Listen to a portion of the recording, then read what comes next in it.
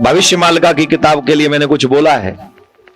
2025 से लेके 2032 तक बहुत खतरनाक टाइम है।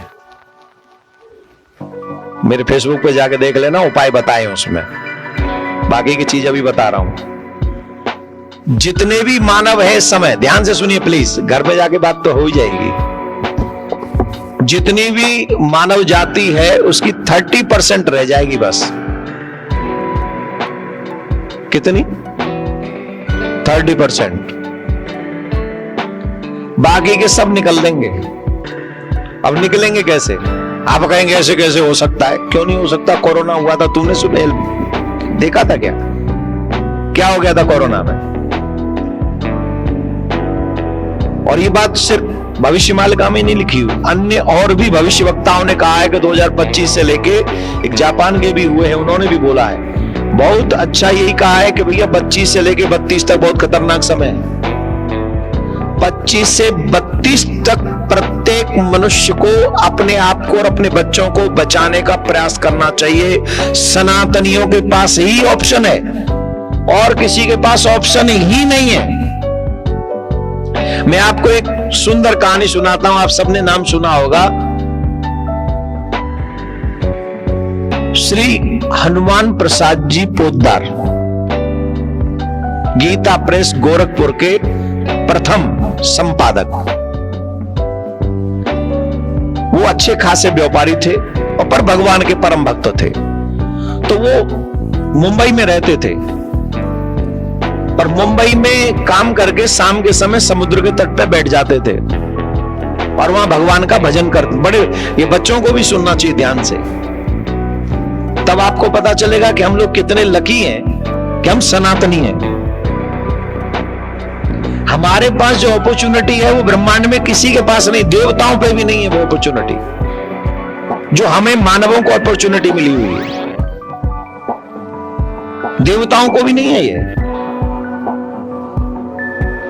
तो श्री हनुमान प्रसाद जी पोद्दार जी समुद्र के तट पे बैठ के कुछ भजन करते थे, भगवान का नाम जाप करते थे। करते करते कुछ दिन बाद उन्हें अनुभव हुआ कि उनकी बगल में कोई बैठा रहता है। पहले तो सिर्फ अनुभव होता था, कुछ बैठा, कोई दिखता नहीं था। फिर धीरे धीरे कोई दिखने लगा और कुछ बोलता नहीं था। अब एक दिन श्री भाई श्री ने पूछा, साहस किया, भाई तुम कौन हो? तुम क्यों मेरे पास में आके बैठ जाते हो? तुम्हें क्या चाहिए? कुछ कहना चाहते हो? कुछ बात करना चाहते हो? तो वो अचानक से बोला कि मैं प्रेत हूं। कौन हो? मैं प्रेत हूं। बोले प्रेत हो तो यहां क्यों आते हो? बोले वैसे तो हम प्रेतों को बोलने का साहस नहीं होता, हम बोल नहीं सकते, परंतु आप जैसे दिव्य आत्मा ने इस बात को हमसे पूछ लिया तो शायद इसलिए हमें बोलने का बल प्राप्त हो गया। तो भाई श्री ने पूछा कि व्हाट इज योर प्रॉब्लम, यहां आते क्यों हो? तो उन्होंने कहा कि प्रॉब्लम तो बहुत बड़ी है, इस ब्रह्मांड में जितना कष्ट हम प्रेत भूत पिशाच इनको मिलता है शायद ही किसी को मिलता हो। हमसे ज्यादा दुख तो कोई सहन कर ही नहीं सकता, कोई नहीं कर सकता, हम ही सबसे ज्यादा दुखी हैं। परंतु आपका दर्शन करता हूं, जब मैं आपको देखता हूं तो मेरे मन को बड़ा कष्ट जो है वो कम होता है, शांति सी मिलती है। और आप ऐसे हैं जो मेरा कल्याण कर सकते हैं। ध्यान से सुनिए, ये पॉइंट बहुत महत्वपूर्ण है। बोले क्या कर सकते? बोले आप मेरी मुक्ति करवा सकते हैं। तेरी मुक्ति में कैसे करवा सकता हूं? बोले आप मेरे नाम से गया में पिंडदान करवा दीजिए। कौन हो तुम? बोले मैं आपके धर्म का नहीं हूं। अब मैं किसी का नाम नहीं ले रहा हूं। उन्होंने कहा मैं आपके धर्म का नहीं हूं और हमारे यहां व्यवस्था है नहीं। ध्यान से सुनिएगा, मैं आपके धर्म का हूं नहीं और हमारे यहां ये व्यवस्था है नहीं। और जितनी भी पृथ्वी पे इस समय मनुष्य जाति है उसके 3 गुना ज्यादा भूत प्रेत पिशाच है।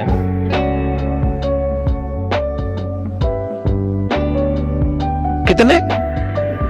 3 गुना ज्यादा भूत प्रेत पिशाच हैं। क्यों? क्योंकि उनके यहां मुक्ति का कोई संसाधन ही नहीं है, पर आपके यहां संसाधन है। तो उन्होंने कहा कि अगर मैं करवाऊंगा तो तुम्हें लग जाएगा? बोले अवश्य लग जाएगा। बोले कैसे लगेगा? बोले जन्म से पहले तो सब सनातनी होते हैं,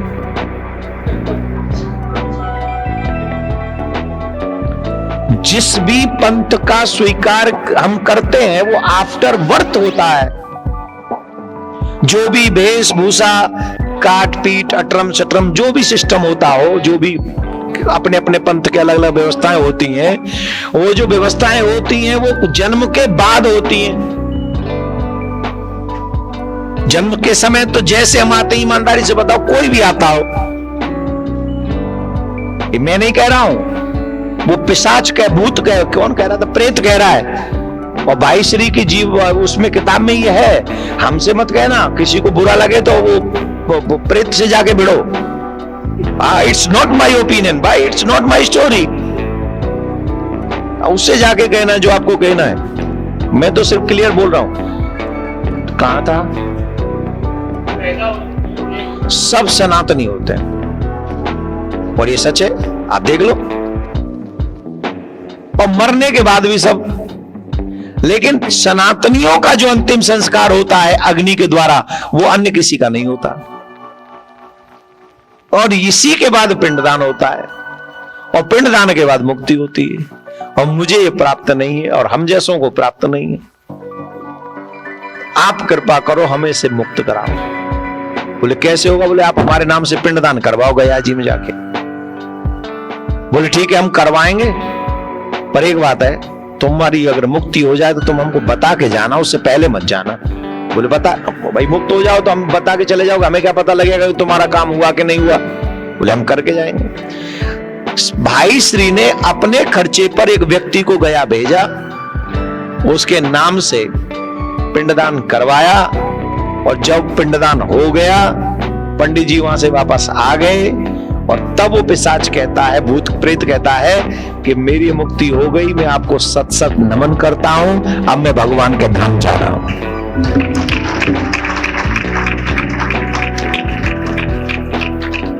और धीरे बजाओ।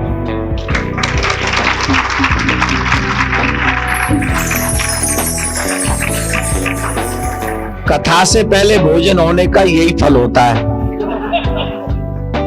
जब पहले कथा हो जाए और बाद में भोजन हो, वो अलग बात है। और जो पहले ही भोजन हो जाए तो फिर तो हाँ भैया यूं ही चलते, आराम से यूं ही चल लो, हौले हौले।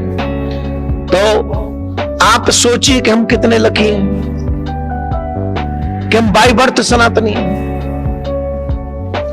लेकिन उसी सनातन की रक्षा करने की ड्यूटी हम सबकी है।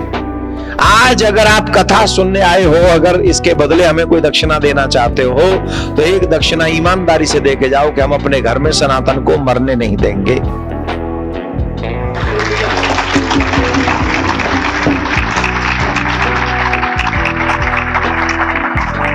सनातन का मतलब सनातन, नो अल्कोहल, नो मीट, वो तो है, वो तो पहले है। नो डॉग्स, माथे पे तिलक, सर पे शिखा, हाथ में कलावा, यज्ञोपवीत, और अपने बच्चों को रामायण गीता का ज्ञान, जिससे हमारे बच्चे गलत रास्ते पे जाने से बच जाएं। ये कसम हमें खानी चाहिए।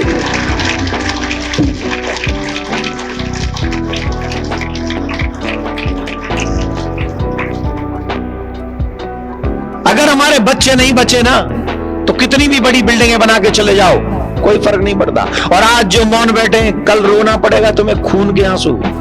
Wait and watch. Yes, I tell you truth. जो आज मौन बैठे हैं, जिनको लगता है आई डोंट केयर, कल रोना पड़ेगा तुम्हें, पछताओगे तुम। हर घर में गूंजे सनातन की आवाज। वीडियो को लाइक करें, शेयर करें और चैनल को सब्सक्राइब करना ना भूलें।